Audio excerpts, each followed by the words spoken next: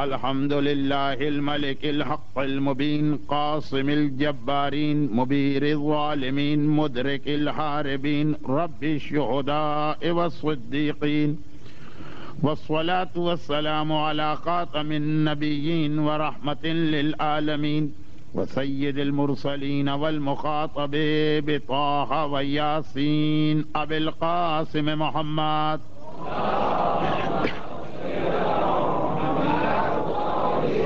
وآله وأهل بيته وقطرته الطيبين الطاهرين المعصومين المظلومين المنتجبين الميامين لا سيما على الإمام المنتظر والحجة الثاني عشر عجل اللهم له الفرج ولعنة الله على أعدائهم أجمعين.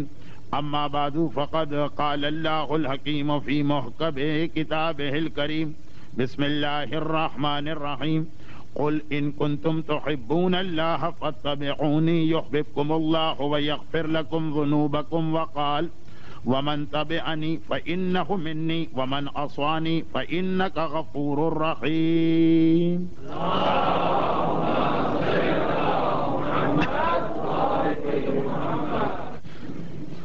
ایام یزا کے اس تیسرے عشرے کی پہلی مجلس آغاز مجلس ہی میں دو تین چیزوں کی وضاحت ہو جائے، اس لیے کہ ان چیزوں کا تعلق باقی آنے والی نو مجالس سے بھی ہے، اور بعض باتیں ایسی ہیں جس کا تعلق وہ صرف ان مومنین سے ہے کہ جو ابتدائی مجلس میں آتے ہیں۔ پہلی دو گزارشات تو میں ہر سال کرتا ہوں، لیکن پھر بھی اس کی تکرار ضروری ہے، اور خاص طور پر دوسری والی گزارش۔ پہلی گزارش یہ ہے کہ بہرحال میرا اپنا ذاتی طریقہ کار یہ ہے کہ جب ایک بار مجلس کا سلسلہ شروع ہو جائے تو پھر یہ مجلس کسی حوالے سے بھی ڈسٹرب نہیں ہونا چاہیے، خاص طور پر مجھ جیسے طالب علم کے حوالے سے۔ تو اکثر ایسا ہوتا ہے کہ جس وقت عزاخانے میں انسان داخل ہو، اگر سلام کا سلسلہ جاری ہے یا کوئی نوحہ پڑھا جا رہا ہے یا سوز پڑھا جا رہا، تو بعض مومنین اپنی جگہ سے اٹھنے کی کوشش کرتے ہیں۔ ذاتی طور پہ میں اس بات کو پسند نہیں کرتا ہوں اور ہر سال یہ گزارش کرتا ہوں، اور اس سال پھر میں اس کو یاد دلا رہا ہوں۔ دوسری بات یہ ہے کہ ماشاءاللہ اب یہ عزاخانہ بہت بڑا ہو گیا، اور اگرچہ اس کا بڑا ہونا اسی دعائے زہرا کی ایک شکل ہے کہ عزادار اور گریہ کرنے والوں کی تعداد میں اضافے سے اضافہ ہوتا چلا جائے گا۔ اور جیسا کہ میں نے پچھلے سال بھی عرض کیا تھا کہ خیر یہاں تو شاید نہ ہو، لیکن مغربی دنیا میں جو امام باڑے یا عزاخانے بنائے جاتے ہیں، تو ایک تو لندن کو چھوڑ کر باقی ساری مغربی دنیا میں جگہ بہت زیادہ اور بہت زیادہ ایڈوانس پلاننگ کا بھی ان کا طریقہ کار ہے۔ تو اب جب وہ امام باڑہ بناتے ہیں تو 20 سال یا 25 سال تک کا ذہن میں مجمع رکھ کے اس امام باڑے کی تعمیر کرتے ہیں، اور اسی اعتبار سے وہ جگہ لیتے ہیں، اور جگہ بہت زیادہ ہونے کی بنا پہ ان کو آسانی سے مل جاتی ہے۔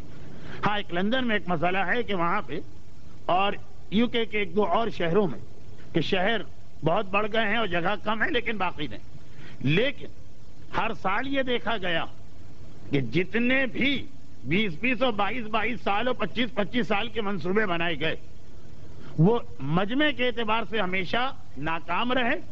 سوچا تھا کہ ہم نے اتنا بڑا ہال بنایا ہے کہ 20 سال تک جو مجمع آئے گا اس کے لیے کافی ہوگا، اور وہ 2 سال کے اندر چھوٹا پڑنے لگتا۔ تو یہ تو اسی دکھیاری ماں کی اس دعا کا نتیجہ ہے کہ بابا میرے بیٹے اور میرے لال کے عزادار کون ہوں گے، اور پروردگار کا یہ وعدہ ہے کہ ایک ایسی قوم کو خلق کیا جائے گا۔ لیکن ہمارا مقصد خلقت یہ ہونے کے باوجود دوسرے واجبات اور شریعت کے احکامات ہم سے ساقط نہیں۔ کبھی کبھار تو اپنا مقصد خلقت چھوڑ دینا پڑتا، جو ابھی میں نے اسی جمعے کو کسی گھر کی مجلس کے اندر جناب عباس کے حوالے سے اس نقطے کی وضاحت کی تھی، جسے آج دہرانا نہیں چاہ رہا ہوں۔ تو یہ تو عزاخانہ ماشاءاللہ ایک تو شکل بھی بدل گئی اور پھر اتنا بڑا بھی ہو گیا کہ ہم جیسے طالب علم ذاکرین کا دل بیٹھنے لگتا ہے اتنا بڑا عزاخانہ دیکھ کر کہ وہ مجمع آئے گا کہاں سے کہ یہ عزاخانہ جو ہے وہ بھرا تو چھوڑے آدھا بھی بھرا ہوا نظر آ جائے. تو خوف تو پیدا ہو جاتا ہے. اور اس کی وجہ سے جو خاص میں گزارش کرنا چاہ رہا تھا وہ یہ کہ اب آپ کم از کم میری مجالس کی حد تک اس انتظامی اعلان پہ توجہ نہ دیجیے گا. یہ جی وہ آغاز مجلس پہ جو کہا جاتا ہے کہ جتنا آگے آ سکتے ہو تو آگے آ جائیے. آپ کے بہت آگے آنے کی بنا پہ آپ کی گردن بھی دکھنے لگے گی اور میرے لیے بھی مسئلہ ہو جائے گا اتنا جھک کر دیکھ کر مجلس پڑھنے میں. اور عزاخانہ بڑا ہو گیا ہے اس لیے اب تو مجھے زیادہ چہرہ اٹھا کے مجلس پڑھنا ہے. تو اعلان آپ سنا کریں اور اس کے بعد سوائے اس کے کہ شب شہادت آ جائے جس میں امکان ہو وہ بھی دوران مجلس آرام سے اطمینان سے بیٹھیے. کم از کم مجھ جیسے طالب علم کی مجلس کا یہ فائدہ تو ہو بڑے عزاخانے میں کہ آپ کو 3-4 آدمیوں کی جگہ کے برابر جگہ گھیر کر مجلس سننے کی آسانی مل رہی ہے تو کیوں فائدہ نہ اٹھایا جائے. اس انتظامی اعلان کو بس ایک انتظامی اعلان ہی سمجھیے. یعنی اس کے اندر میں اپنے لیے بھی ایک گنجائش رکھ رہا ہوں. برادر محترم نے اعلان کیا کیا تھا وہ بھی ایک انتظامی اعلان تھا نا کہ مولانا وقت پہ بیٹھتے ہیں وقت پہ اترتے ہیں. تو چونکہ مجھے وقت پہ اترنے کا ارادہ ہی نہیں ہے اس پورے عشرے میں تو جس طریقے سے اس انتظامی اعلان پہ میں عمل کر رہا ہوں تو آپ بھی اپنے اعلان پہ اسی کے مطابق عمل کیجیے گا. خاص طور پہ جو لوگ بہت قریب آ جاتے ہیں اتنے قریب آنے کی اب ضرورت نہیں رہی. یعنی اس انتظامی اعلان کے حوالے سے جو ہماری قوم کا ایک عام مزاج شریعت کے حوالے سے بن گیا وہاں نہیں بننا چاہیے. وہ بن گیا ہے کہ سنو سب کچھ عمل اپنی مرضی سے کرو چاہے قرآن کچھ کہہ رہا ہو چاہے رسول کچھ کہہ رہے ہوں چاہے معصوم کچھ ارشاد فرما رہے ہیں. تو جو طریقہ کار ہم نے وہاں کا اختیار کیا وہ بدلیں اور انتظامی اعلان میں وہ طریقہ کار میری مجلس کی حد تک لے کر آئیے. میں انتظامیہ کو باقی تمام اعلانات کے حوالے سے ناکام نہیں بنانا چاہتا ہوں. اور ایک آخری گزارش یہ کہ کچھ حالات جو اس وقت میری آنکھوں کے سامنے میں نہ تو مستقبل کو دیکھنے کی صلاحیت رکھتا ہوں اور نہ غیر معصوم کے حوالے سے اس بات کا قائل ہوں. اور یہ آج کی میری مجلس کا ایک عنوان بن رہا.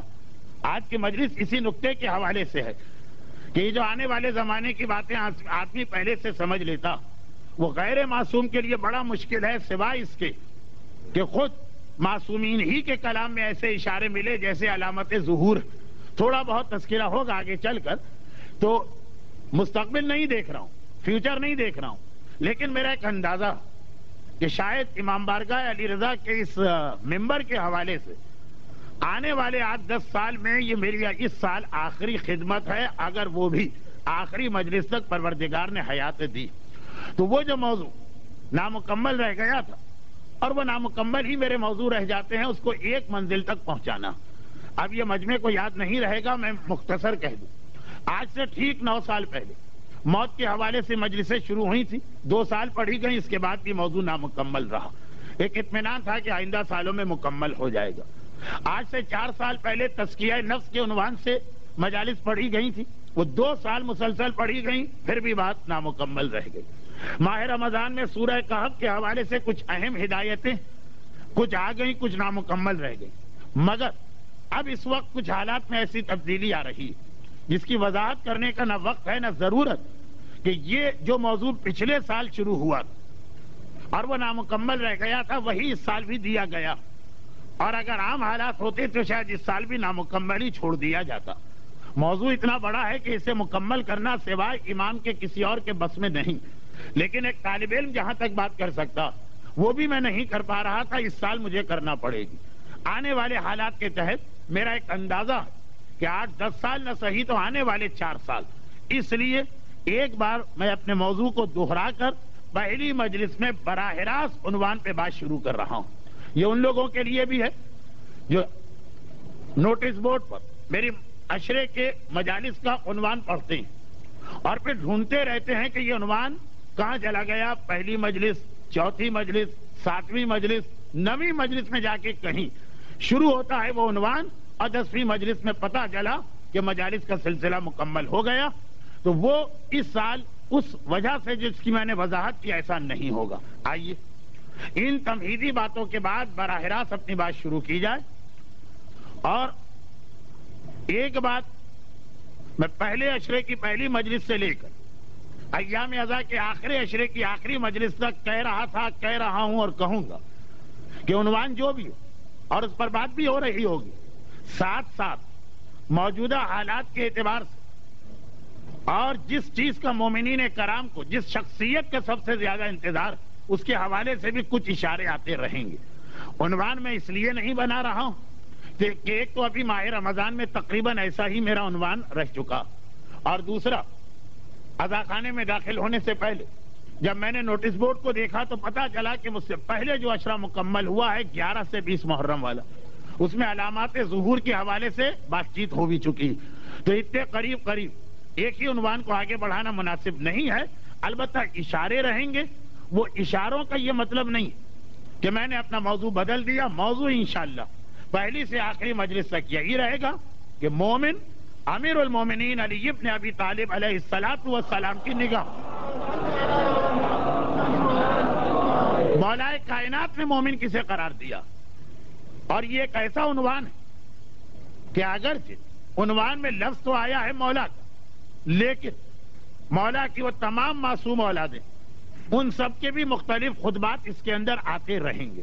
اصول وہی چلے گا کہ اولنا، اوسطنا، آخرنا، کلنا، ہر معصوم کا کلام گویا وہ پلٹ رہا ہے مولا کے کلام کی جانب.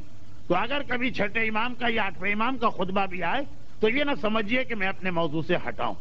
البتہ آج کی اس پہلی مجلس کے لیے ایک بڑا ہی خشک، حد سے زیادہ خشک مگر میرے لیے بڑا دلچسپ نقطہ ہے کہ جس کے حوالے سے بات کو آگے بڑھانا. ہو سکتا ہے کہ پہلی مجلس بعض مومنین پر بڑی گراں گزرے اور وہ بعد میں تشریف نہ لائے، تو یہ تو کبھی نہ میرا مسئلہ رہا اور نہ امام بارگاہ کی انتظامیہ کا. بات کہاں سے شروع کی جا رہی کہ آئیے پہلے تو قرآن کریم سے استفادہ کریں کہ قرآن قیادت کے حوالے سے ہمیں ایک ایسا اصول دے رہا جو میرے اس عنوان کی وضاحت کے لیے غالب ہے. اس سے زیادہ مناسب آیتیں نہیں ہو سکتی. قرآن کی ہر آیت مناسب ہے لیکن عنوان کے تحت. اور یہ دو مختلف آیتیں ہیں، دونوں کا پیغام ایک ہے. اور یہ بھی بات کہ دونوں آیتوں کا اختتام بھی ایک ہے. آیتیں مختلف ہیں، شروع سے جو آیت شروع ہوتی ہے تو وہ الگ ہے، آگے جا کر جہاں آخری ٹکڑا آتا ہے وہاں پہ ایک ہی پیغام آ جاتا. اور یہ بہت اہم ہے، یہ پیغام بھی بہت اہم ہے، اس لیے کہ میری تقاریر سے عموماً ایک تاثر یہ ابھرتا ہے کہ بہرحال پروردگار کے ہاں ہر چیز ریاضی یا حساب کے اصولوں کی طرح سیٹ. 2 + 2 4 ہی ہے، وہ 4 ہی رہے گا، نہ 3.25 ہوگا نہ 4.25.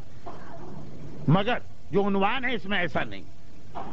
یعنی اگر پتا چلا کہ مومن نے فلاں گناہ کیا تو یہ سزا جو خدا نے دی ہے، اعلان کیا، یہ مل کر رہے گی، کوئی وہاں پہ معافی کا امکان نہیں.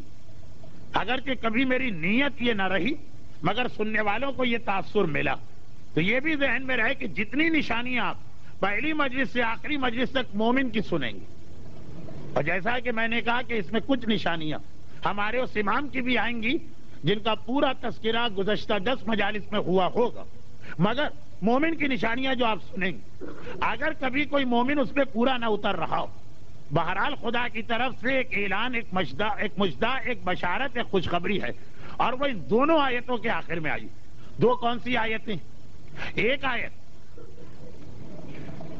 آیت حضرت ابراہیم کا اپنا وہ قول ہے جو پچھلے سال کے عشرے کے 10 کی 10 مجالس میں سرنامہ کلام بنی تھی آیت. اس سال وہ آج کی مجلس کے بعد دوبارہ اس کی تلاوت کا شرف نہیں لیا جا سکے گا، کیونکہ اس کے بدلے سورہ آل عمران کی دوسری آیت اس سال سرنامہ کلام بنی جو پیغمبر کے حوالے سے. وہ ابراہیم کا قول تھا جو سورہ ابراہیم میں آیا، اور یہ خدا کا حکم ہے جو سورہ آل عمران میں آیا. اور دونوں ایک ہی چیز بتا رہے ہیں، وہ یہ کہ جب کسی سے محبت کا دعویٰ کیا جائے تو خالی محبت کا دعویٰ کرنا کافی نہیں ہوتا. اب حضرت ابراہیم کا قول جو اب قرآن کی آیت میں ڈھل چکا، خدا کو یہ قول اتنا پسند آیا کہ پروردگار نے اسے آیہ قرآنی بنا کے قیامت تک کا محفوظ اصول بنا دیا۔ ارشاد ہو رہا وَمَن تَبِعَنِي فَإِنَّهُ مِنِّي، دیکھو میرا والا کون ہے۔ پچھلے سال میں نے خود اس لفظ منی کی ایک تشریح تو کی تھی، لیکن اس لیے بہت ہی مختصر اسے دوہرا رہا ہوں کہ اس کے بغیر آیت سمجھ میں نہیں آئی۔ حضرت ابراہیم تقریباً تمام انبیاء کی طرح سے اپنی زندگی کے دو مرحلوں میں گزرے۔ پہلا مرحلہ وہ جب نبی یا پیغام حق پہنچانے والے کا مذاق اڑایا جاتا، اس کی مخالفت کی جاتی، اور مخالفت بھی مرحلوں میں ہوتی۔ پہلے زبانی مخالفت ہوتی اور یہ خیال کیا جاتا کہ اس کا مذاق اڑائیں گے، تالیاں پیٹیں گے، برا بھلا کہیں گے، اس کے خلاف پروپیگنڈا کریں گے، یہ چپ ہو کے بیٹھ جائے گا۔ ایک عام انسان چپ ہو کے بیٹھ جاتا، مگر نبی تو اللہ کا نمائندہ، کوئی ساری مخالفتوں کے باوجود اس کا سلسلہ جب آگے بڑھتا ہے تبلیغ کا، تو اب یہ زبانی مخالفت عملی مخالفت میں بدلتی، لیکن وہ بھی گریجولی۔ پہلے ہلکا سا ظلم و تشدد ہوتا، ایک آدھ پتھر پھینک دیا، کہیں پہ مثلا کوڑا سر پہ ڈال دیا، پھر آہستہ آہستہ یہ سلسلہ بڑھتا، تلوار نکالی جاتی، قتل کے منصوبے بنائے جاتے۔ یہ ایک مرحلہ ہے نبی کی زندگی کا، بالکل فطری مرحلہ، اور حق پر چلنے والے تقریباً ہر آدمی کو اس کا سامنا کرنا پڑتا، الا یہ کہ سلیمان نبی کی طرح سے اپنے بابا حضرت داؤد کی ساری محنتوں کے نتیجے میں پہلے دن سے ہی حکومت مل جائے، لیکن ایسے انبیاء تو بہت کم ہیں۔ حضرت اسماعیل کے ساتھ یہی ہوا کہ ابراہیم کی قربانیوں کے نتیجے میں اول دن سے اسماعیل کی نبوت بغیر کسی مخالفت کے رہی۔ سلیمان نبی کے ساتھ یہی ہوا کہ حضرت داؤد کی محنتوں اور زحمتوں کے نتیجے میں بیٹے کو نبوت ملی اس جگہ سے کہ جہاں پہ بادشاہت تسلیم شدہ، مگر 1,24,000 انبیاء میں ایسی مثالیں بہت کم۔ وہ خشک والا مرحلہ بھی نہیں آیا۔ اگر آپ اسی کو خشک سمجھ رہے ہیں تو اس وقت تو پتہ نہیں آپ کی کیا حالت ہوگی۔ اچھا اب کیا ہوا کہ یہ پہلا مرحلہ، اور یہ ہم میں سے ہر ایک کی کہانی، خالی کہانی نہیں ہے، ہم میں سے ہر ایک کا فیوچر بھی یہی ہے، آنے والے امام کے ساتھ بھی یہی ہوگا، اسی انداز سے جہاد آگے بڑھے گا، مگر یہ پہلا مرحلہ ہوتا۔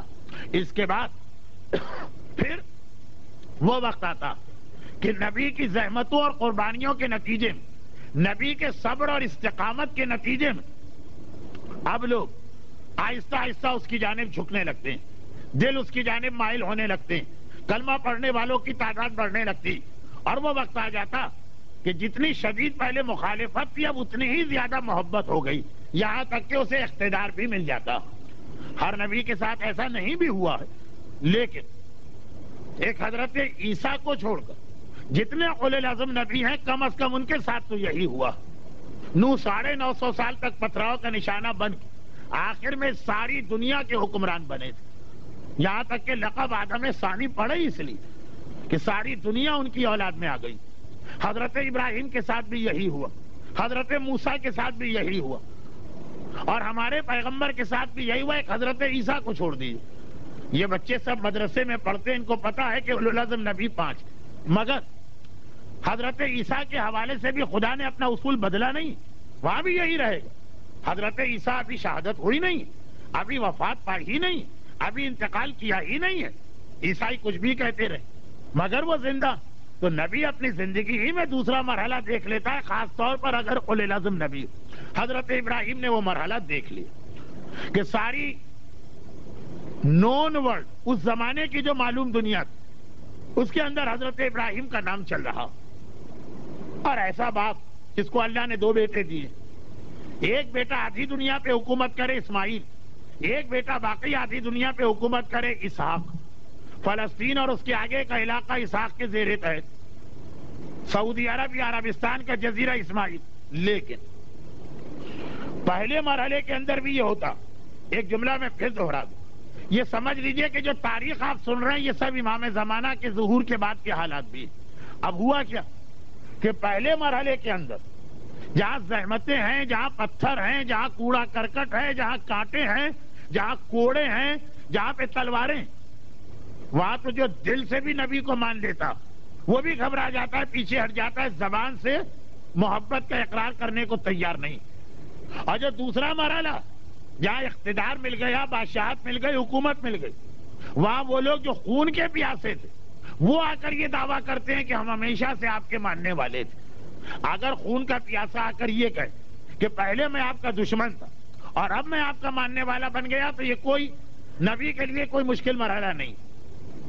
اس کی مثال میں حر ابن یزید ریاحی کا نام آ سکتا۔ مسئلہ وہاں پہ آتا کہ یہ خون کا پیاسا آ کے یہ کہے کہ میں تو ہمیشہ سے آپ کا ماننے والا تھا۔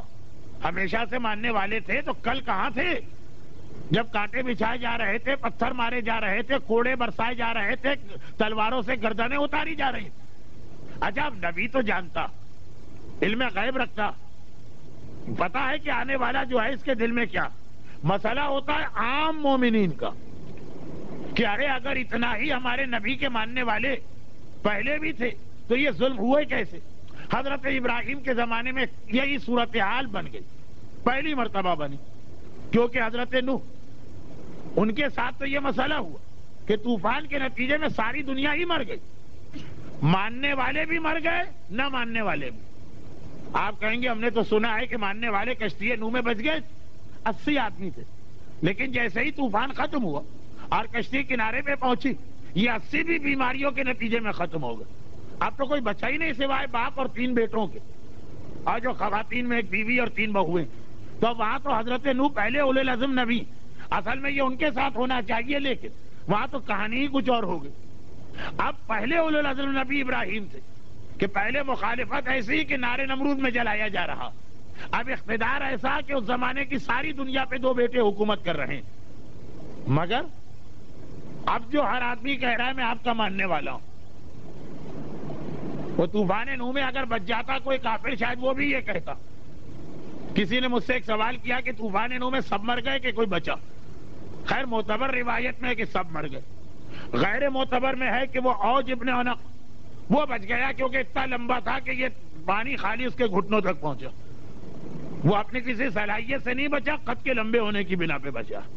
قد کا لمبا ہونا کچھ لوگوں کو فائدہ بھی پہنچا دیتا ہے، لیکن وہ میرا ٹاپک نہیں۔ تاریخ اسلام میں کچھ اور لوگوں کے قد بہت لمبے لمبے گزرے۔ اچھا واپس آئیے اصل موضوع پر، وہ یہ ہے کہ یہ غیر معتبر ہے، لیکن مشہور یہی کہ ایک ہی کافر ایسا تھا جو طوفان نوح سے اس لیے بچ نکلا کہ قد اس کا اتنا لمبا تھا کہ ساری دنیا پانی پانی ہو گئی، پھر بھی پانی اس کے گھٹنوں تک پہنچ پایا۔ لیکن یہ تو میں نے ایسے ہی ایک غیر متعلقہ بات چھیڑ دی۔ حضرت ابراہیم کو جب مسئلہ پیش آ گیا تو وہ تو جانتے تھے نا کہ یہ محبت کرنے والے سارے کے سارے کیسے محبت کرنے والے۔ ابراہیم کے شیعہ گھبرا گئے، یا خلیل خدا، ہم کنفیوز ہو گئے ان کی بات مانے کہ نہ مانے۔ ایک طرف یہ بھی اچھا نہیں لگ رہا کہ ایک آدمی آ کر کہے کہ میں مومن ہوں، محب اہل بیت ہوں۔ قرآن میں حضرت ابراہیم کے لیے لفظ شیعہ آیا، میں ابراہیم کا شیعہ ہوں، اور ہم کہہ دیں کہ تم نہیں ہو۔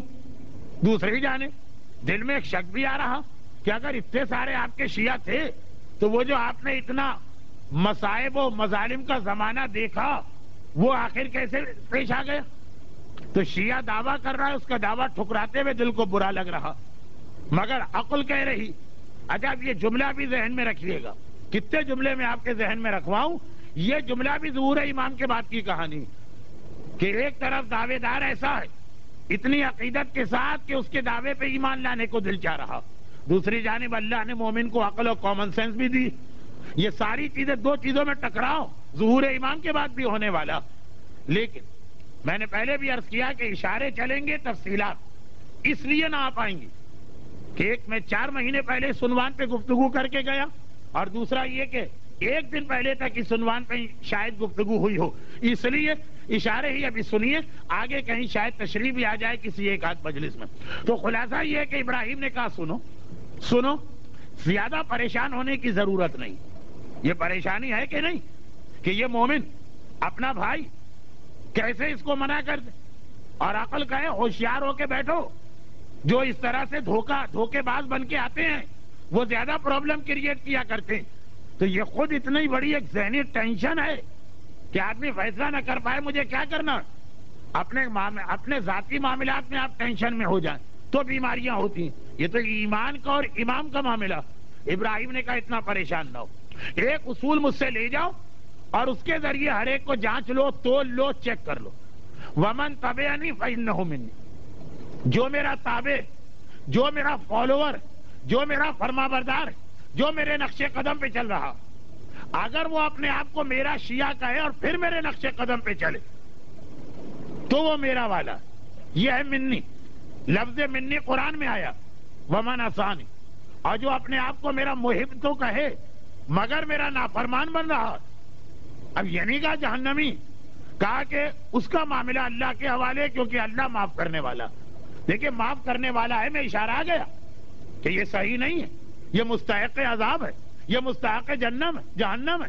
مگر بہرحال ہو سکتا ہے کہ واقعاً اس پہ تبدیلی آ گئی، اللہ بہرحال اس کا معاملہ تم سے اس کا کوئی تعلق نہیں ہے، تم اس سے اپنے رشتے توڑ لو.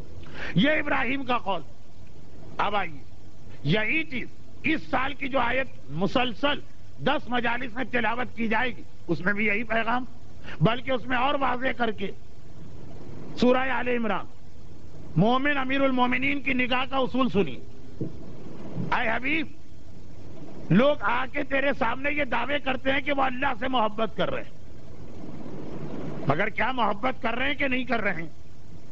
اب دیکھیے ہمارے سامنے پیغمبر کی ایک حدیث اور ہے، وہ حدیث بھی بڑی اہم ہے. وہ کیا حدیث؟ بہت ہی مشہور حدیث ہے، اس لیے میں اس کی تاریخی تفصیلات کو چھوڑے دے رہا ہوں، ورنہ تو آپ کو معلوم ہے میرا بے تکا انداز کہ اگر ذرا سے یہ واقعہ آ گیا کس جنگ میں آیا، وہ جنگ کیوں ہوئی تھی، اس کا پس منظر کیا تھا، موضوع وہاں چلا جاتا. بہت اپنے آپ پہ میں کنٹرول کر رہا ہوں. بہرحال واقعے کا خلاصہ ہر ایک کو پتا. پیغمبر اسلام ڈانٹ رہے ہیں اپنے اس صحابی کو جس نے میدان جنگ میں کافروں کے لشکر میں شامل اس کافر کو بھی اپنی تلوار سے قتل کیا، جس نے دوران جنگ کہا تھا بھائی میں تو مسلمان ہوں، کافر نہیں ہوں. پیغمبر کہہ رہے جب اس نے کہہ دیا کہ میں مسلمان ہوں تو پھر کیوں قتل کیا؟ ہاتھ جوڑ کے کہا اللہ کے رسول، مجھے معلوم تھا کہ یہ صرف تلوار کے ڈر سے کہہ رہا ہے ورنہ یہ کافر. تو پیغمبر کا مشہور جملہ ہر ایک کو یاد ہے. مگر یہی ہماری بدقسمتی کہ آدھے آدھے جملے یاد ہوتے، پورے پورے جملے یاد نہیں ہوتے، نتیجے میں ہم غلط فیصلے پر پہنچتے. بہرحال جملہ ہر ایک کو یاد. پیغمبر فرماتے کہ کیا تم نے اس کا دل چیر کے دیکھا تھا کہ وہ سچ کہہ رہا ہے کہ جھوٹ؟ تمہیں کیا اختیار؟ جس سے ایک بہت اہم مسئلہ بنا کہ اگر کوئی اپنے آپ کو مسلمان کہتا تو کسی مسلمان کو اختیار نہیں کہ اس کو کافر ڈکلیئر کرے جب تک کہ اس کا دل چیر کے نہ دیکھ لے. اچھا دل کیسے چیرا جائے؟ ایک تو وہ طریقہ کار ہے جسے مرحوم طاہر جلولی صاحب اکثر کہتے تھے کہ دنیا کا پہلا بائی پاس کا آپریشن جو جبرائیل آئے تھے اور رسول اللہ کے دل کو چیرا تھا اور پیغمبر کے دل میں جو کفر کا اور شرک کا ایک دھبا تھا پہلے اسے نکال کے پھینکا تھا. ایک تو وہ چیر پھاڑ ہے. کیا یہ مراد تھی پیغمبر کی؟ یہ جملہ بھی میں نے خالی مذاق میں نہیں کہا. پیغمبر کا جملہ تھا دل چیر کے دیکھو. لفظ بلفظ عمل کریں گے کہ پہلے دل چیرنے کو سمجھیں گے. اس لیے کہ آپ کو چاہے یہ بات گھونڈی لگ رہی، جس نقطے پہ میں آج کی مجلس کے آخر میں یا کل کی مجلس کے شروع میں آپ کو لے جاؤں گا اس میں بہت کام آئے گا. خیر، دل چیر کے دیکھا تھا، تم نے کیسے فیصلہ کر دیا؟ اب تو اور پرابلم آ گیا کہ جو اپنے آپ کو کہے کہ میں اللہ سے محبت کرتا ہوں، رسول اللہ سے محبت کرتا ہوں، امام علی سے محبت کرتا ہوں، اس کی بات مان لو. چاہے حالات کی وجہ سے اندازہ بھی ہو رہا ہے کہ یہ غلط کہہ رہا ہے. جیسے مولا کو خلافت ظاہریہ کیا ملی، ہر آدمی مولا پہ وارث صدقے ہونے لگا اور اپنے کارناموں کی ایک لسٹ لے کے آنے لگا کہ مولا اس گزشتہ 30 سال میں نے یہ قربانی دی، یہ قربانی دی، یہ قربانی دی. ارے اگر اتنے سارے مخلص ماننے والے تھے تو علی پر وہ تنہائی کی کیفیت گزری کیسے؟ اگرچہ یہ لقب زیارت وارثہ میں امام مظلوم کے لیے آیا لیکن یہی مولا کی بھی کہانی ہے. کون سا لقب؟ السلام علیک یا سار اللہ وابن سارہ. یہ تو خیر زیارت وارثہ کا وہ جملہ ہے جس میں علی اور حسین دونوں جمع ہو گئے. اور کس طرح جمع ہوئے؟ امام زمانہ کے ساتھ جمع ہو گئے. یہ بہت اہم فقرہ ہے. زیارت وارثہ سالوں سے پڑھنے والے اب جب یہ جملے زبان پر آئیں تو ذہن میں تفصیل لائیے. ترجمہ کیا؟ میں نے جب بھی امام زمانہ کے موضوع پہ بات کی ہے زیارت وارثہ کے اسی ٹائٹل کو، یہ امام مظلوم کو ٹائٹل ملا، اسی کو عنوان بنایا. سلام ہو آپ پر آپ وہ ہیں جن کے خون کا بدلہ ابھی اللہ کو لینا ہے، لیکن خالی آپ نہیں، وبنا سارے ہی، اور آپ اس کے بیٹے ہیں کہ اس کے خون کا انتقام بھی ابھی باقی ہے۔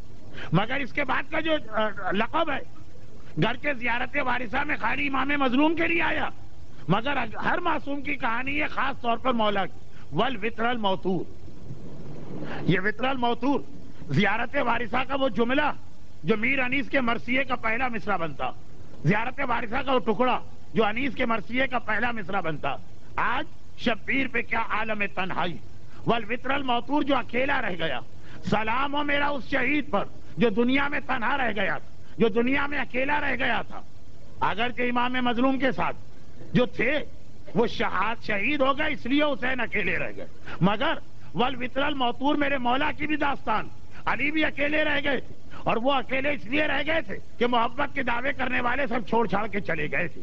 ایک کے ساتھ یہ گزری کہ جو دعوی محبت کر رہے ہیں، سلمان ہو، بلال ہو، عمار جیسوں کو چھوڑیے جن کو مولا نے خاموش کرایا، اکثریت کی بات وہ چھوڑ کے چلے گئے، اس لیے علی وتر الموتور، اور حسین اس لیے وتر الموتور کہ حبیب و مسلم، بریر و جون، عباس و اکبر سب اپنی جانیں حسین پہ قربان کر چکے، مگر آج مولا کے حوالے سے بات، وتر الموتور۔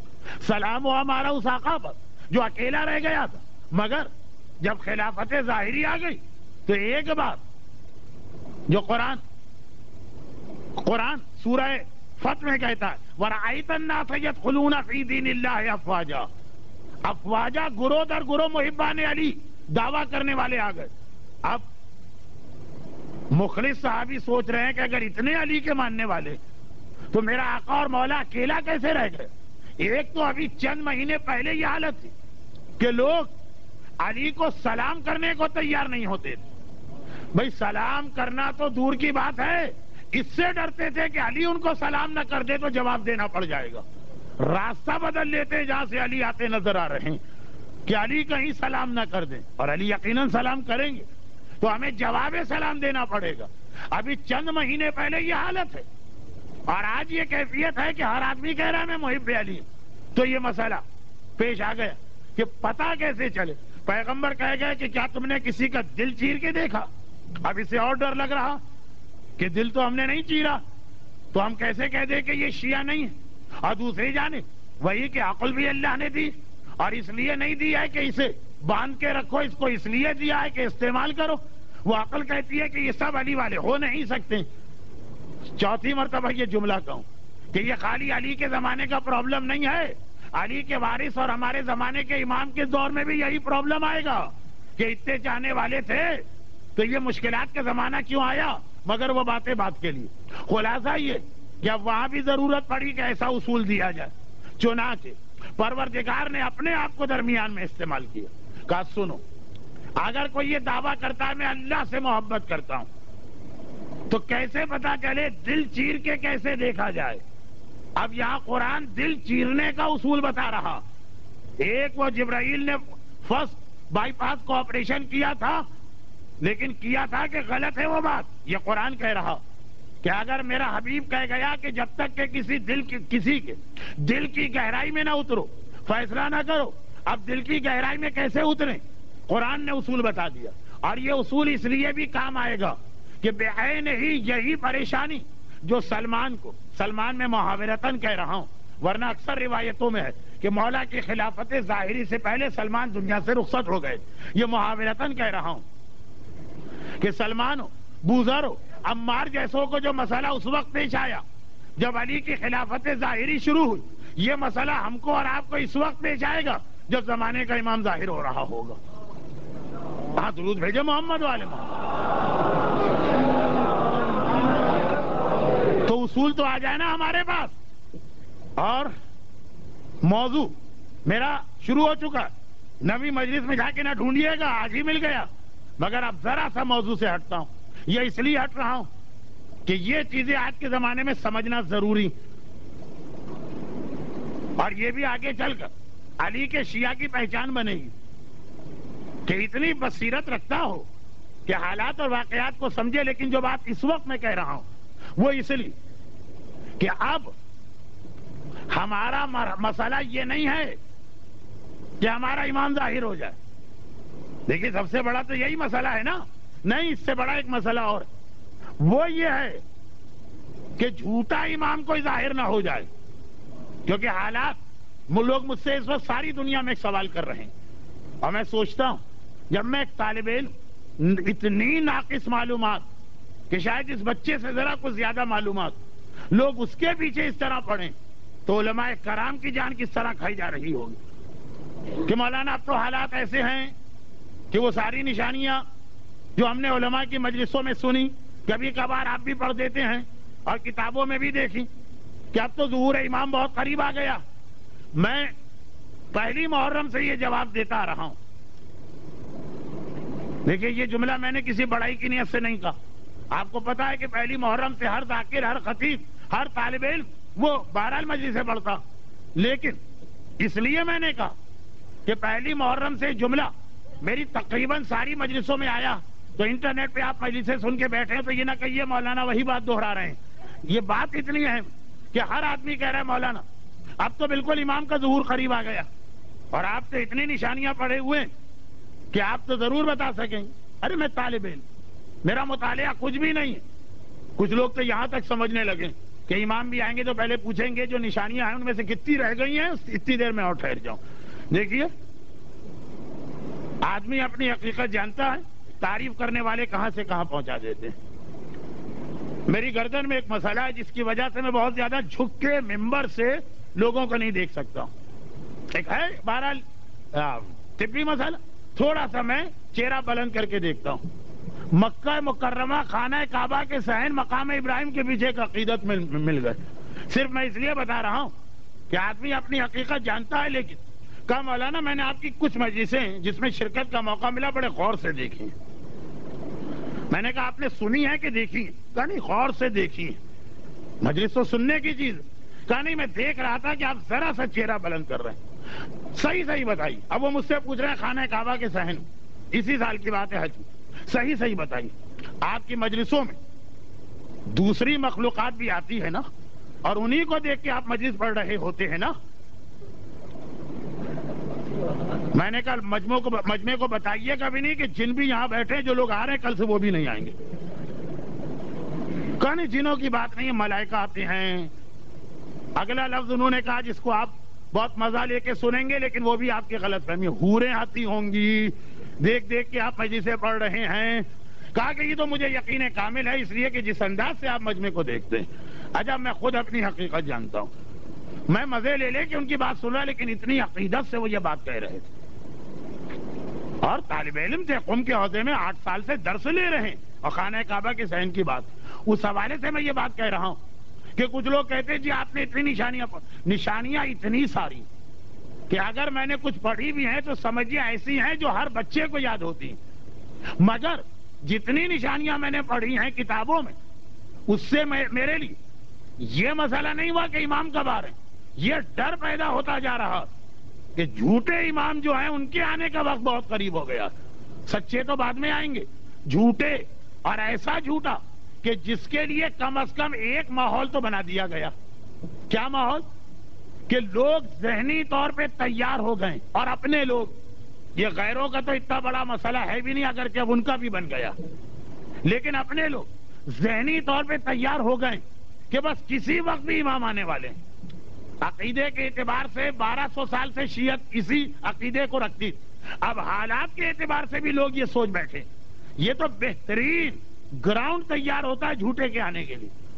جب لوگ ذہنی طور پہ تیار و آمادہ ہوں.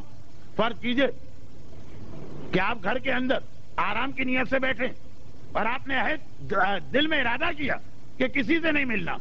البتہ دوپہر کے 2 بجے آپ کا کوئی بہت ہی قریبی دوست آنے والا. 11 بجے کسی نے دروازہ کھٹکھٹایا یا بیل بجایا، آپ اٹھ کے ہی نہیں جائیں گے. 12 بجے آپ اٹھ کے ہی نہیں جائیں گے، پتا ہے کہ وہ نہیں. 2 بجے کے قریب جو دروازہ کھٹکھٹائے گا آپ دوڑیں گے. تو جس وقت گراؤنڈ تیار ہو جائے، ماننے والے کے خیال میں وقت آ گیا تو وہ جھٹپٹ جا کے دروازہ کھولے گا اور شاید دیکھے بغیر ہی کہہ دے کہ بھائی بہت دیر کر دی، کہاں تھے؟ میں تو تڑپ رہا تھا، زیارت کرنا چاہتا تھا، پتہ چلا کوئی اور نکلا. یہ گراؤنڈ اس وقت تیار ہو چکا کہ ماننے والے حالات کو دیکھ کر ذہنی طور پہ تیار ہیں کہ اب امام آنے والے. اور خالی اتنا ہی نہیں، اس ذہنی تیاری کا نقصان بھی ایک ہو گیا کہ وہ حرکتیں لوگ کرنے لگے جو دشمنان اہل بیت کا طریقہ تو ہے، محبان اہل بیت کا نہیں.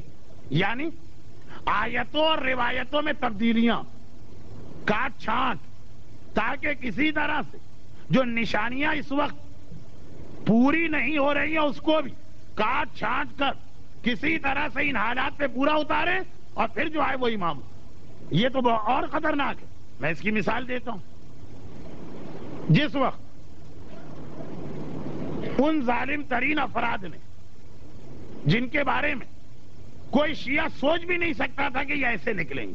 دیکھیے آج آپ 1300 سال بعد جب وہ نام سنتے ہیں تو آپ کے دل میں نفرت کی لہر اس لیے دوڑتی کہ 1300 سال کے عرصے نے آپ کو باخبر کر دیا. لیکن اس زمانے کے لوگ جو دیکھ رہے تھے یہ ہمارے جیسے شیعہ بڑے عقیدت مند ہیں امام کے، بلکہ ہم تو زبانی عقیدت مند ہیں.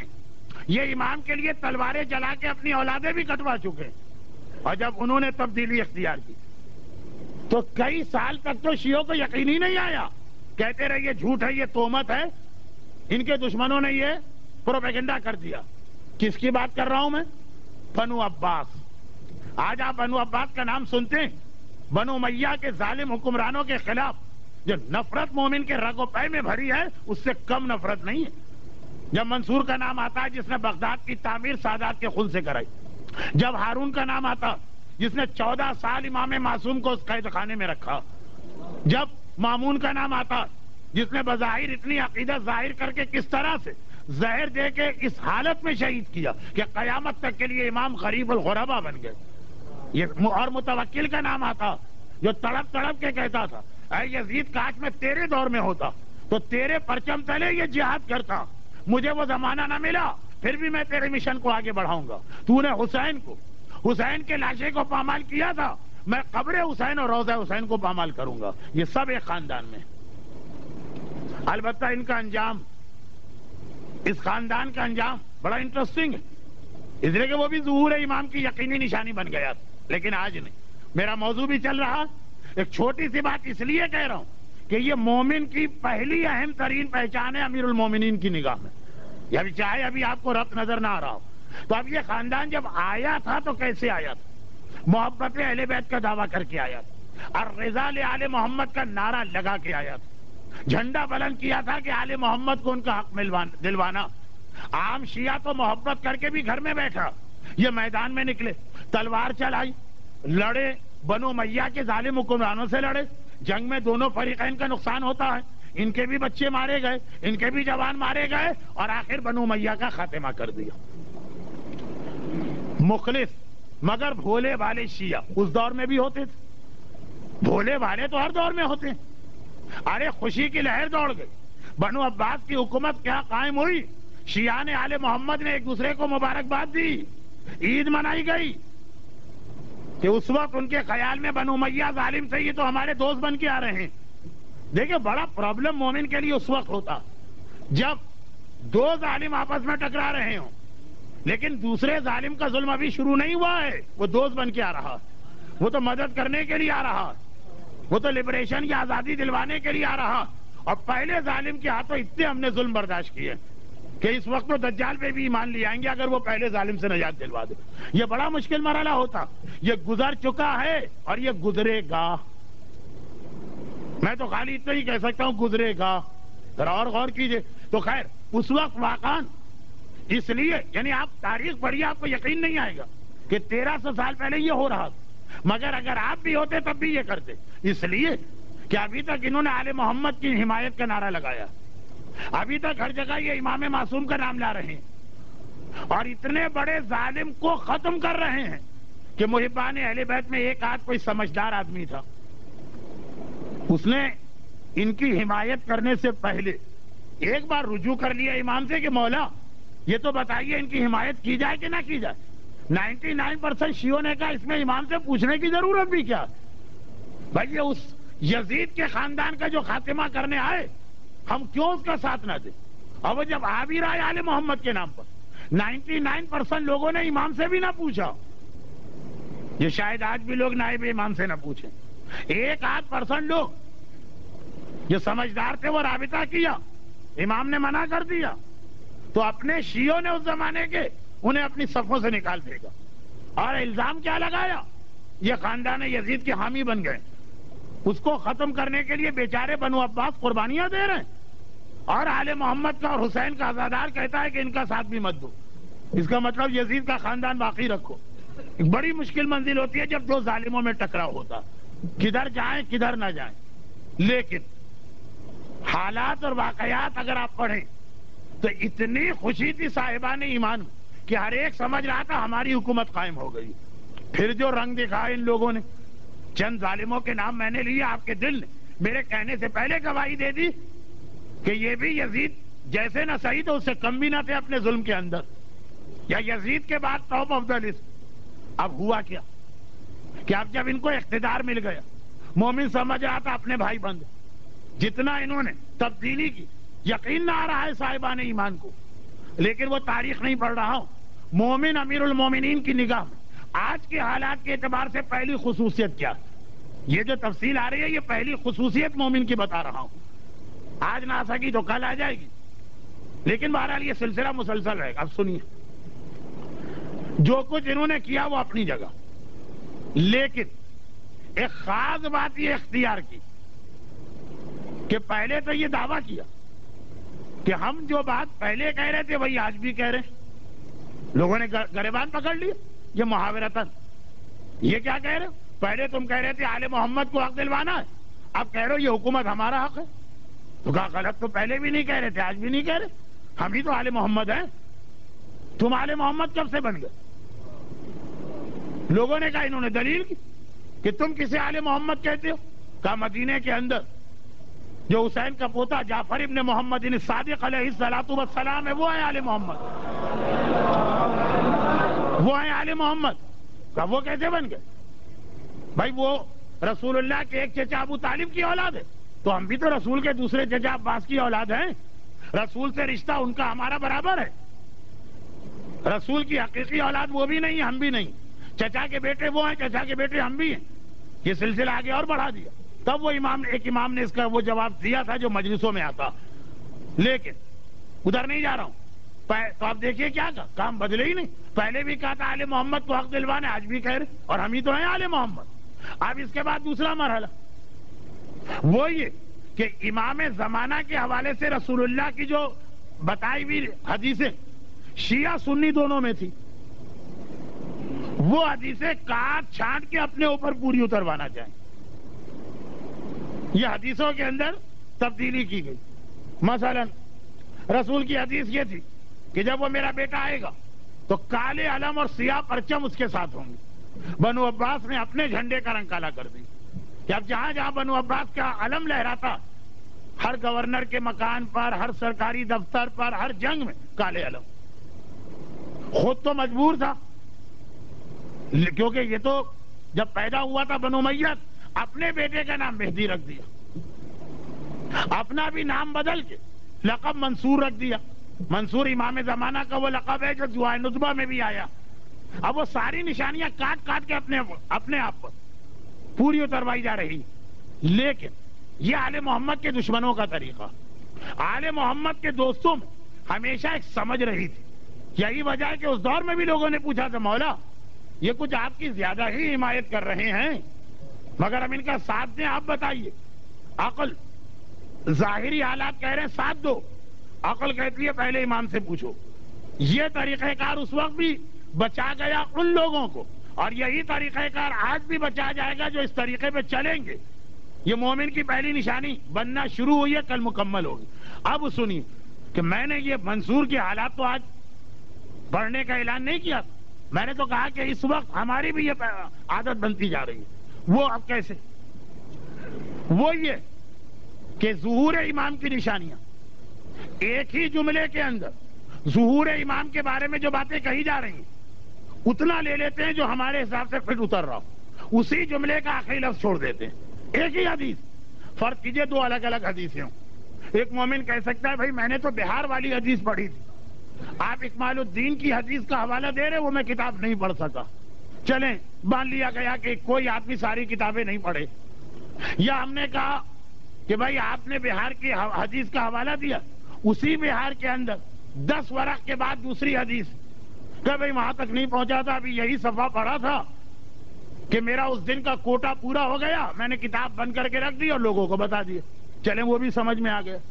لیکن اگر ایک ہی حدیث کے ایک ہی جملے میں 2 باتیں کہی گئی، آدھی بات اپنے آپ کو سوٹ کر رہی ہو، اس کو تو دوڑ کے لے لیا، اور اسی جملے میں بھائی جو آدمی کتاب پڑھے گا فل اسٹاپ تک تو جائے گا نا، یا اس سے بھی پہلے چھوڑ دے گا۔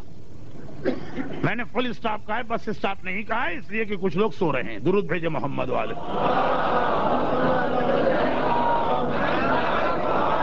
دیکھیے میری عادت بھی نہیں ہے زیادہ حتیٰ درود جو ایک عبادت ہے، لوگوں کو اس کی وجہ سے کبھی شکوہ بھی ہوتا ہے، کبھی شک بھی ہوتا ہے کہ یہ کون سا عقیدہ رکھتے ہیں، لیکن وہ مجلس میں زیادہ سے زیادہ باتیں ہیں۔ لیکن ایک اصول آپ باندھ لیجیے کہ اگر کبھی امام کا نام آتا ہے، معصوم کا نام آتا ہے، کبھی میں کہتا ہوں درود، تو جس طرح آپ چاہے بھیجیں، لیکن جب میں سونے والوں کو جگانے والا درود مانگوں نا، وہ بہرحال آپ حضرات 60 منٹ میں ایک ہی مرتبہ لیکن بھرپور طریقے سے ادا کیا کریں۔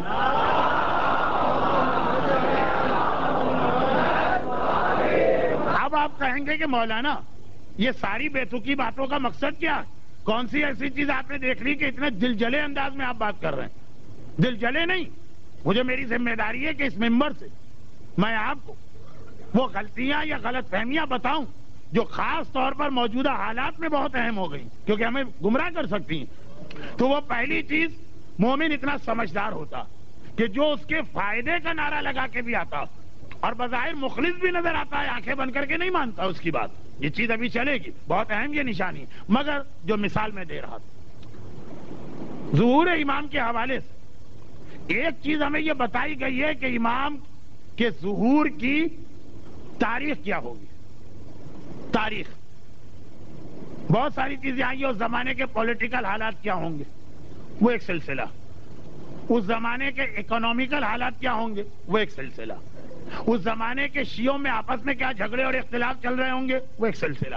سلسلے کا مطلب 50 100 حدیثیں، اور جیسا میں نے کہا پچھلے عشرے میں آپ نے علامات ظہور پڑھی ہوں گی، اس لیے ادھر نہیں سنی ہوں گی، ادھر نہیں جا رہا ہوں، صرف ایک جملہ ان میں سے جو تاریخ والی حدیث وہ یہ ہے، دن بتایا، تاریخ بتائی، سال بتایا، لیکن اگر سال بھی اسی طرح بتا دیتے جیسے دن اور تاریخ بتائی تو پھر تو ظہور کی تاریخ طے ہو جاتی، پھر تو مسئلہ ہی حل ہے۔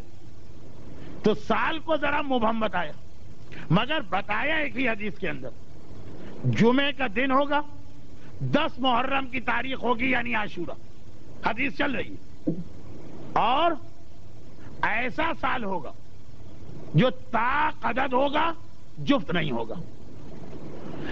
پہلے بھی ایک بار میں بات عرض کر چکا ہوں، بلکہ ایک بار نہیں شاید کئی بار یہ بات آئی ہو، اور اس سال بھی کسی ایک مجلس میں، پوری مجلس میں یہ بات آئی گی، وہ یہ ہے کہ ظہور کی ساری نشانیاں بدل بھی سکتی ہیں، کوئی نشانی ایسی نہیں ہے جس میں تبدیلی نہ ہو، یہ بھی بدل سکتی ہے۔ تو ابھی تو آپ سن لیجئے عام حدیث۔ اب ساری دنیا میں اس سال تقریباً ساری دنیا میں جمعے کے دن عاشورہ ہوا تھا، لیکن میں کہہ رہا ہوں مومن مینٹلی یا ذہنی طور پر کتنا تیار ہو چکا امام کے آنے کے لیے۔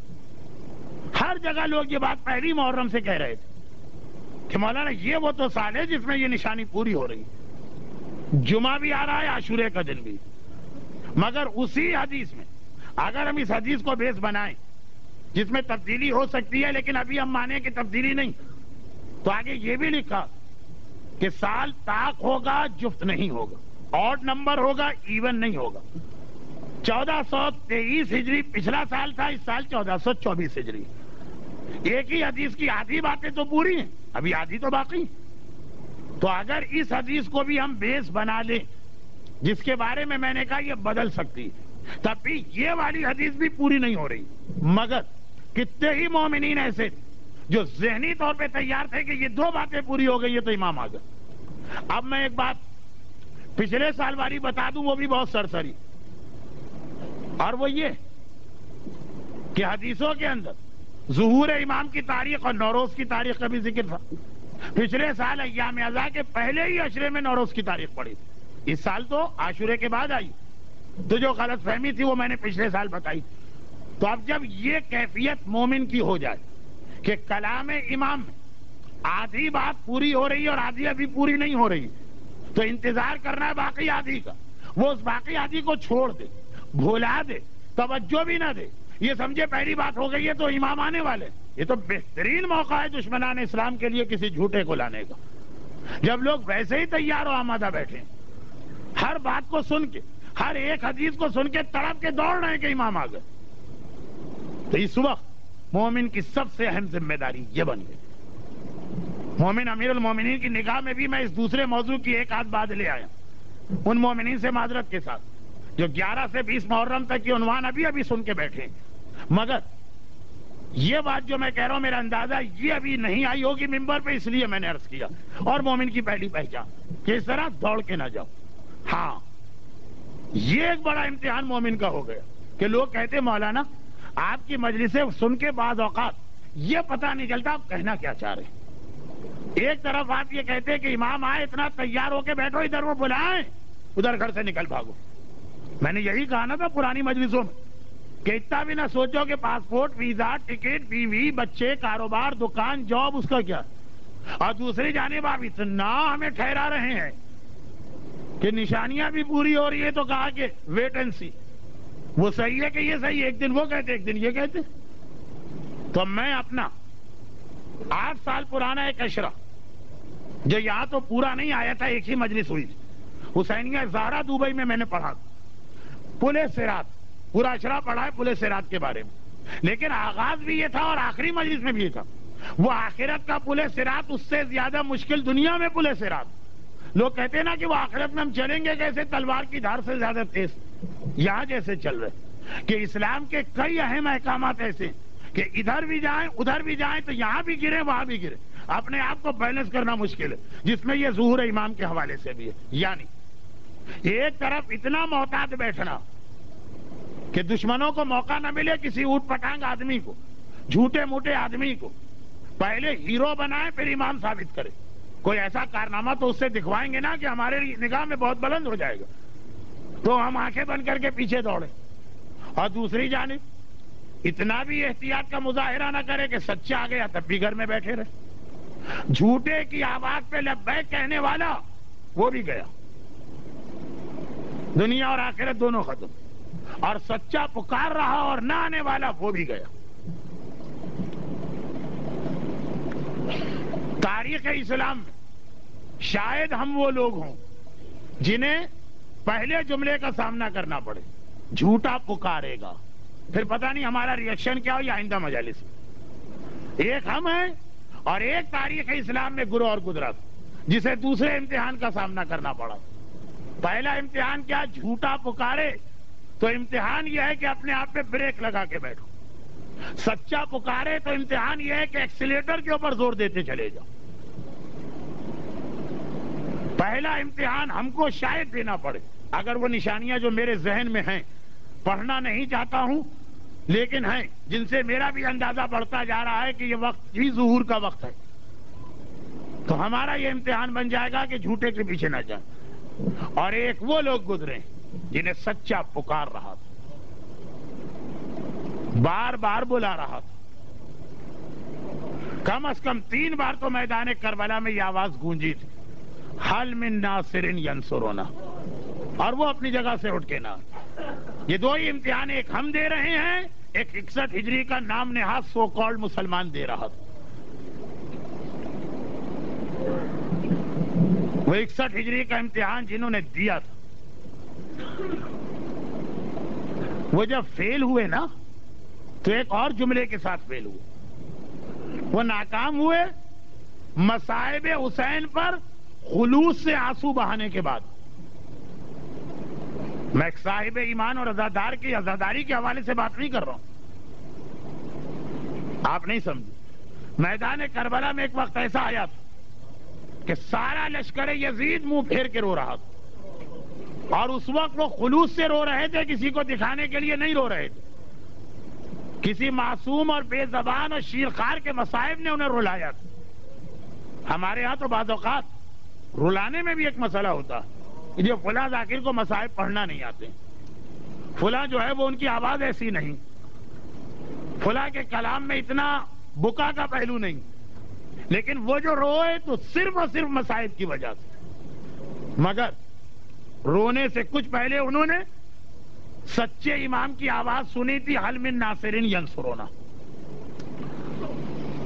روایت تو یاد آ گئی نا؟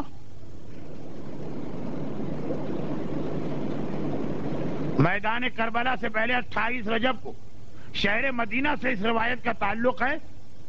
مرحوم مولانا غلام عسکری صاحب علی اللہ و مقام ہو، یہ روایت ہر سال پہلے عشرے کی 8ویں یا 9ویں مجلس میں پڑھتے تھے۔ 28 رجب کا قافلہ مدینے سے چل رہا، اور اب سغرا کو یقین ہو گیا کہ بابا مجھے لے کے نہیں جائے گا، کہ سغرا تڑپ کے آئی رباب کے پاس، اماں رباب میرے بھائی اصغر کو میری گود میں دے دے۔ دیکھیں یہ بات ذہن میں رکھیے گا، اصغر کی ولادت کو 15 دن بھی نہیں گزرے، اور یہ سارا عرصہ وہ تھا جو سغرا بیماری کے عالم میں تھی۔ بیمار بہن چھوٹے بھائی کے پاس جا نہیں رہی کہ ایسا نہ ہو کہ میری بیماری اس کو نقصان نہ پہنچا دے۔ اور ایک اطمینان یہ بھی ہے کہ بھائی اسی مدینے میں مجھے اور اس کو رہنا، صحت یاب ہو جاؤں تو اچھی طرح ننھے بھائی اصغر سے کھیلوں گی، اسے گودیوں میں کھلاؤں گی۔ 28 رجب کو سغرا نے دیکھا کہ میرا بھیا اصغر جا رہا ہے۔ اب ایک بار سغرا تڑپ کے آئی، بھیا علی اکبر کی زیارت تو اچھی طرح کیے ہوئے ہے نا، چچا عباس کی گودیوں میں کھیلے ہوئے ہے نا، مگر اصغر کو اب تک نہیں دیکھا۔ اماں کے پاس آئی، اماں رباب ذرا اصغر کو میری گود میں دیجئے، اچھی طرح اپنے اس ننھے بھائی کو دیکھ تو لوں۔ اصغر کو گود میں لیا اور ایک بار اپنے سینے سے لگا کے صرف ایک جملہ کہا، اصغر بھیا سب مجھے چھوڑ کے جا رہے ہیں، میرے ننھے بھائی کیا تو بھی مجھے چھوڑ کے چلا جائے گا؟ بھائی یہ سننا تھا۔ اصغر اس طرح سے سغرا کے سینے سے چمٹا کہ تھوڑی دیر کے بعد جب رباب نے کہا اصغر بیٹا میری گود میں آ جا، اصغر ماں کی گود میں جانے کو تیار نہیں ہے۔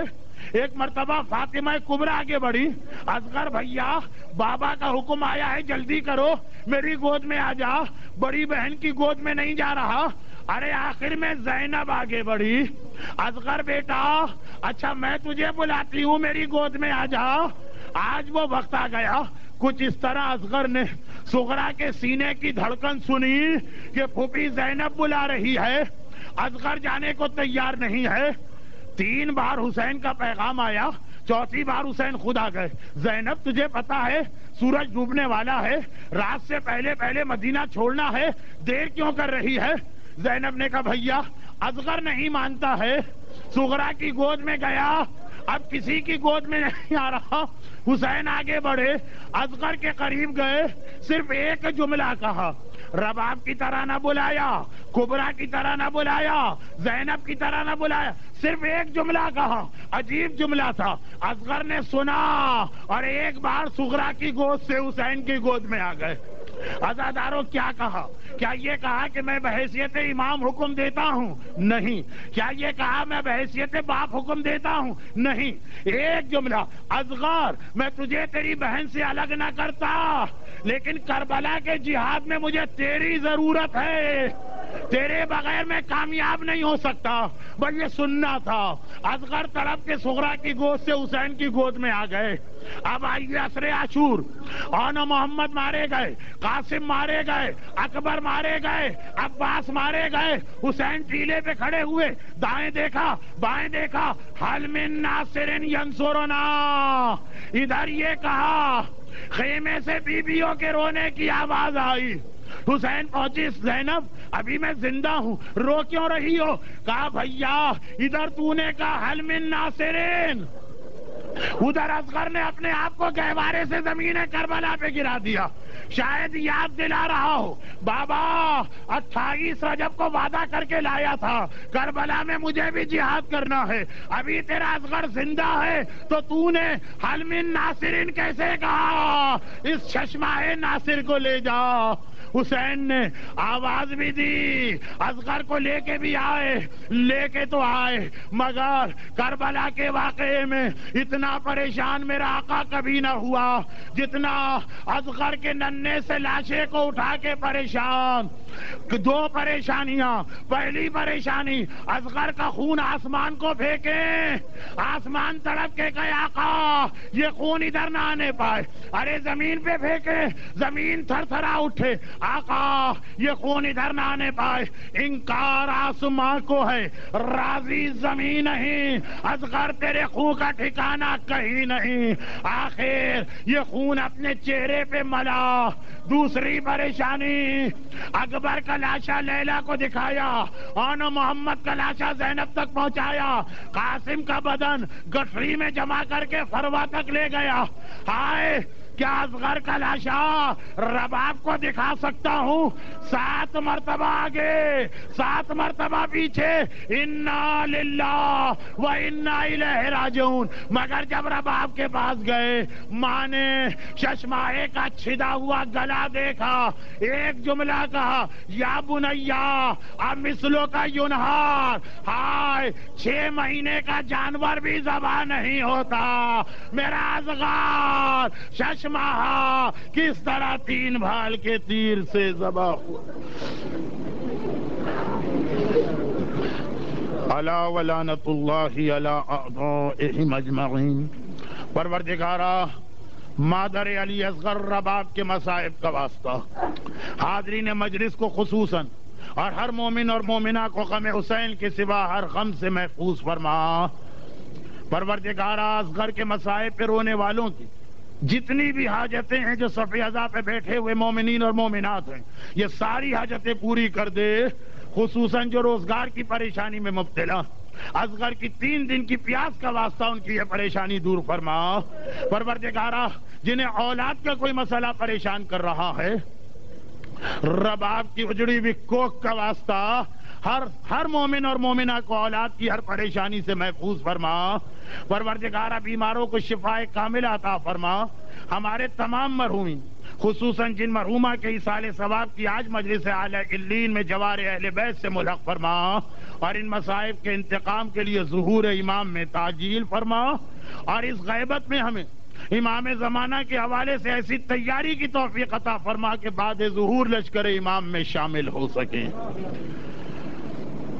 آج ہمارے محترم امیر علی بھائی کی والدہ کی برسی کا دن بھی ہے تو امیر علی بھائی کی والدہ کے لیے مرحوم نور محمد ہارسی کے لیے مرحوم سلطان علی ابراہیم رنگون والا